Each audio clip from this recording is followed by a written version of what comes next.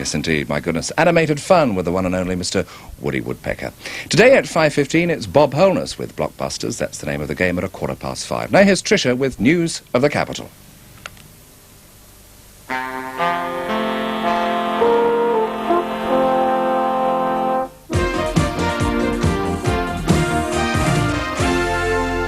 Good afternoon. A woman was taken to hospital this afternoon after an explosion at the Iranian consulate in London. It's thought the device was in a package she'd opened. Scotland Yard say they don't know who sent it. The explosion happened shortly before midday here at the Iranian Cultural Centre in Kensington. It's understood a woman triggered off the blast as she opened a package. She's now been taken to St Stephen's Hospital suffering from cuts and burns, but she's not thought to be seriously injured. Anti-terrorist squad officers are now at the scene making a thorough search of the building for other possible devices. An inquest on the Hertfordshire school children who died when their coach crashed in France has been told that a teacher fought to control the vehicle after the driver had a stroke. Ian Laycock grabbed the wheel, but the coach went off the road and overturned. 5 pupils from schools in St Albans were killed, along with the teacher and the driver. It happened in May near Ledignan in southern France. The inquest is continuing. A new report says the number of homeless families in London has risen 7 times in the last 15 years. This year, the figure is heading for a record 27,500 families.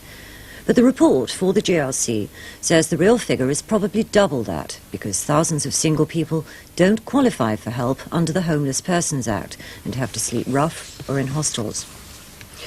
A man from Bedford has appeared in court accused of murdering Leonie Keating from Acton. Gary Hopkins is charged with abducting her at Great Yarmouth and killing her the next day 70 miles away in Suffolk. He's also accused of abducting a 10-year-old at St Osyth in Essex 3 years ago. He was remanded in custody.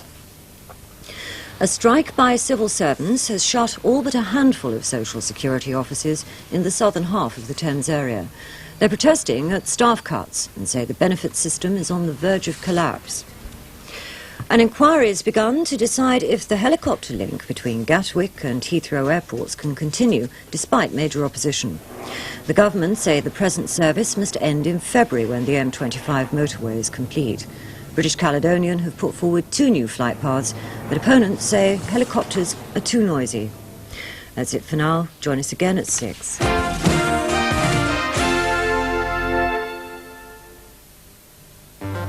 In Reporting London this week, controversy in the classroom. A growing number of fundamentalist religious schools in London teach by new methods but punish in time-honoured fashion. Schools for scandal or a lesson in education? And we report on the renewed battle between the conservationists and the property developers over the Green Belt. And we ask whether the so-called greening of the Tory party is leading to a massive housing crisis here in the South East. Just 2 of the stories in Reporting London tomorrow at 6:25. And back now to this Monday afternoon on Thames, and let's meet up with Australia's young doctors.